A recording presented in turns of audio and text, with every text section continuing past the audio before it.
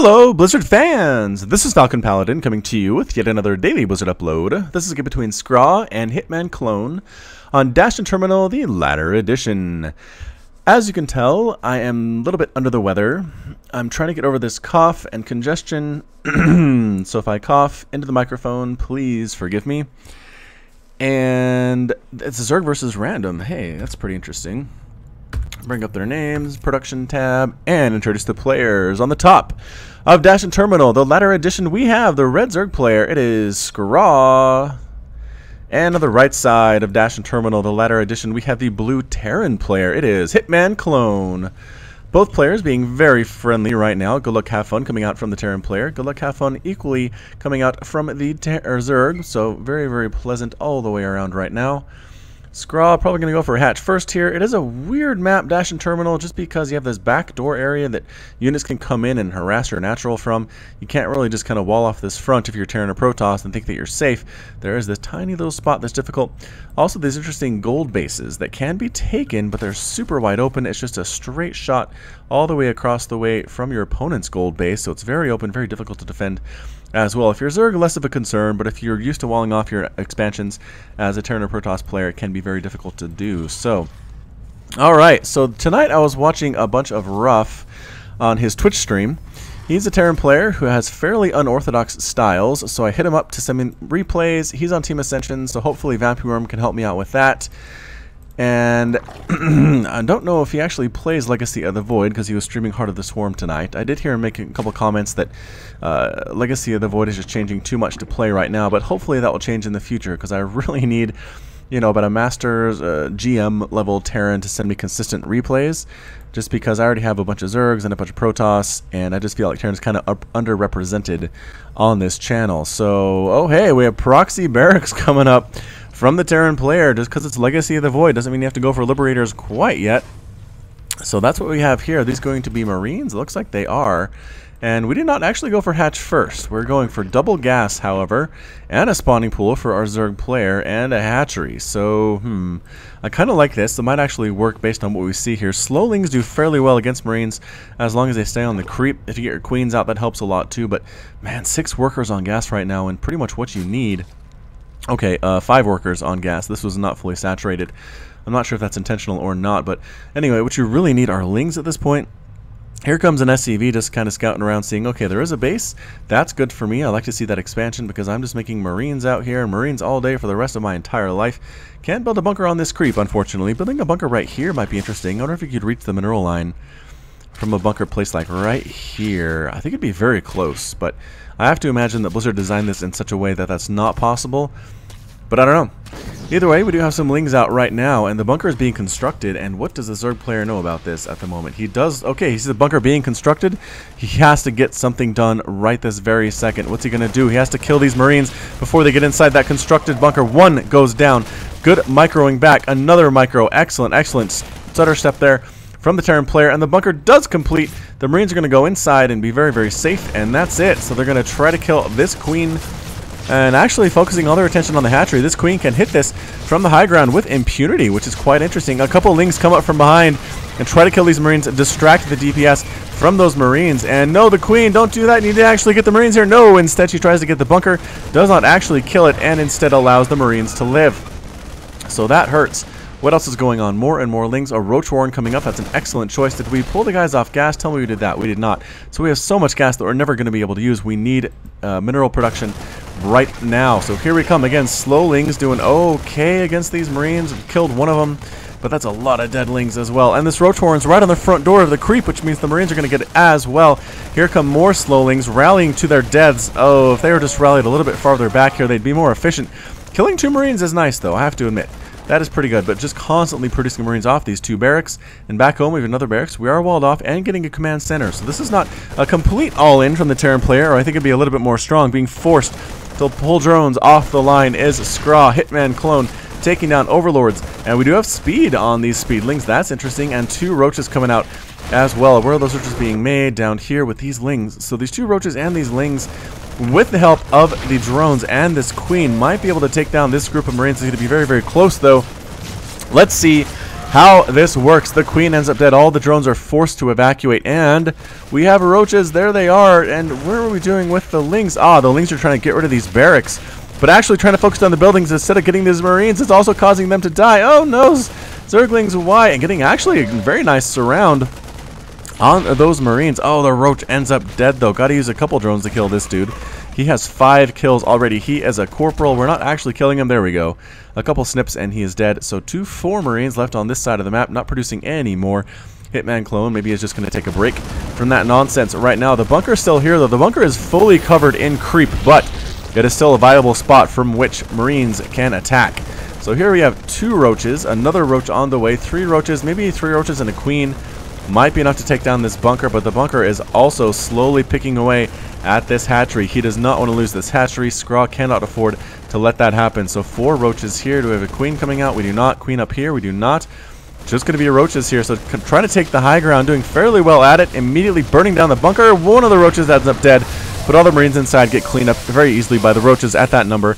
Roaches are pretty darn amazing against marines. Very cost effective that way. So I think the roaches are going to go for a counter attack here. What's on defense back here? 2 marines, 3 marines, so not that much actually. Landing this command center completely unprotected might be a dangerous situation for HITMAnclone, because we actually have a group of roaches, specifically 5, on the way across the map looking for revenge on their fallen brethren. 30 lings died, 7 drones died. It is 14 to 15 harvesters.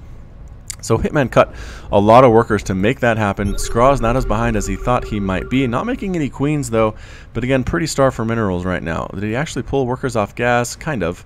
He also has an idle worker there as well, so that's kind of sad. Here come the roaches. They're actually going to be able to get this orbital command down into burning if it's not lifted off very, very soon. Instead deciding, you know what, we're not going to worry about this orbital. Let's get up this ramp. And here they come. They're going to try to get up this ramp. Don't kill that. Kill this. Yes, kill the bunker. Oh no, the supply depot wall was down. The roaches are going to get inside. Oh, that one gets blocked off though. Hero SCV is accidentally blocking off this roach, so the guys inside the bunker can actually kill it. This one too ends up dead. Alright, so these 3 roaches have kind of effectively locked down this base. No mining happening right now whatsoever. We have a roach here using his melee attack animation to try to take down this barracks. Probably should be killing these workers instead, but here we come. All these SCVs, all these marines going to get a full surround on the roaches. The roaches are going to die, no problem. Excellent, excellent micro there from HITMAnclone. But what are we looking at now? 20 harvesters to 13. The Zerg player definitely ahead on that count. Just continuing to make roaches to send down there, getting a baneling nest. We're going to go roach baneling, try to get on up in here. And yeah, so another player has actually made Legacy of the Void units yet, which is a little bit disappointing. We didn't even see a KD8 charge, but the game is not over yet, ladies and gentlemen. So let's see what the state is now that we've kind of slowed down. Again, it is 20 to 15 harvesters. Scraw is droning up fairly well. Also now getting a queen. Excellent choice. Getting an overlord, morphing it into a drop lord. Okay, so do we want to drop over here? That would take a long time. A long time to send an overlord clear across the map, but maybe that's the intent. I don't know. Yeah, more and more slow overlords. These roaches just kind of chilling in the middle of the map. I suppose they serve as an early warning system if another push of marines is going to come out, because that is pretty much all Hitman is doing is marines, except now I guess he is getting a factory. So perhaps we'll see some Hellions, some Hellbats, possibly some Cyclones. You never know. Here we come. Roaches on move command, marines on move command. Neither unit using the attack move there, and unfortunately for the marines, this is a lot of roaches. We could probably actually get through this front if we micro properly, and yeah, gonna smash down this barracks, or rather burn it down with the acid.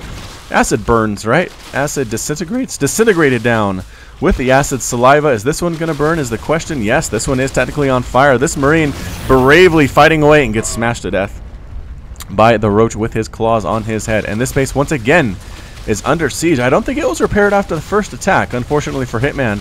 He needs to lift this off. I'm not sure why he's building an SCV here instead of lifting off. There we go. Cancels that, gets the lift off. It is now 2 base Zerg to effectively 1 base Terran. This is going to burn down. Going to lose another production facility. Widow Mines coming up here for Hitmine. That is a good choice against roaches. I believe the splash damage is enough to one-shot a roach, possibly 2-shot. Where is this thing? 125 damage to their primary target. So 125 damage there. Roaches have 145, so they have to basically 2-shot to make this work. Do we have an overseer is the question. I don't think we do. So there's a Widowmine here. We're going to try to bait the units in. Oh, why did we lose all those guys?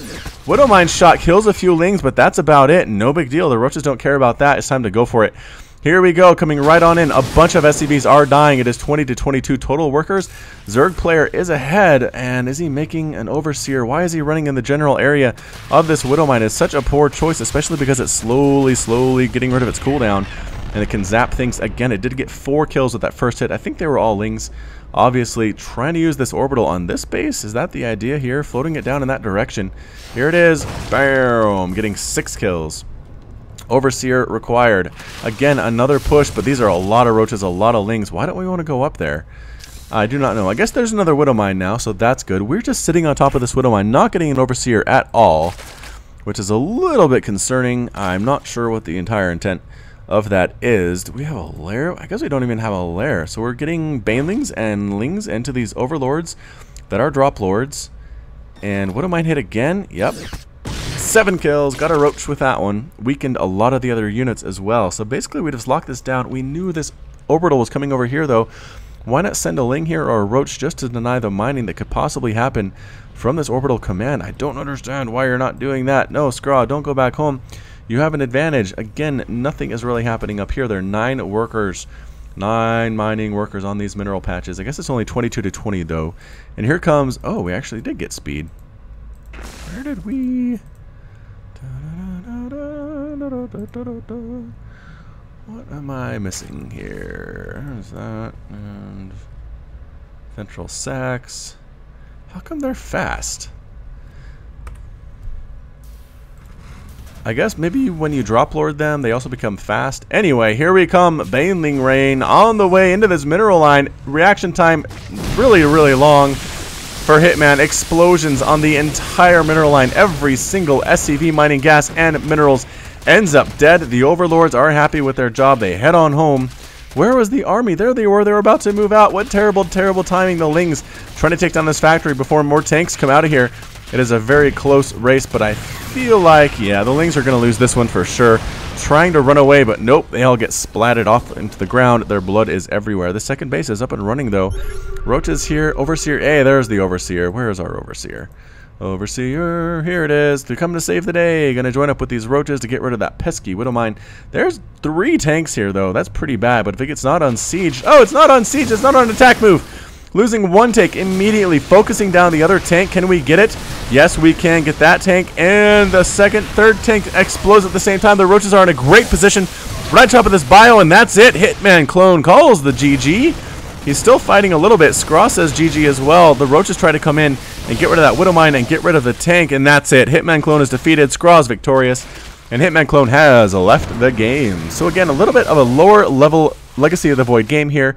We didn't see a whole lot by way of Legacy of the Void units, but we did see the drop lords used, which was nice. They didn't come super early, but they did actually come, so pretty fantastic play. Thank you for sending that replay in. I assume it was Scraw because you were the winner, but again, a Zerg versus Terran is always fun to see, and on Dash and Terminal no less. So this has been FalconPaladin with yet another daily Blizzard upload. Hit that like button, hit that subscribe if you like what you heard and what you saw today. You can also catch me on Twitch, Twitter, and Facebook, all /FalconPaladin. And until next time, as always, you take care of yourself.